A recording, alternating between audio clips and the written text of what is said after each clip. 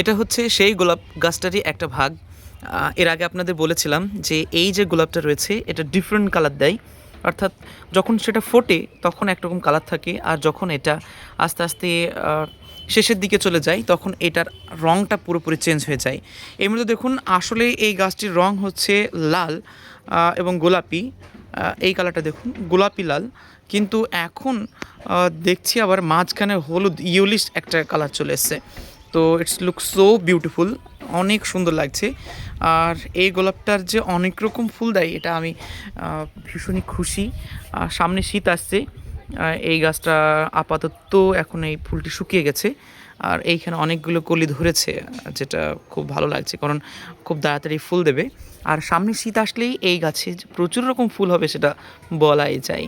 তো it's look so beautiful, কেমন লাগছে বলবেন। কারণ ইউলিশ যে টোনটা রয়েছে এবং পিঙ্কিশের সাথে plus whitish tone, wow it's look so beautiful, I really appreciate it.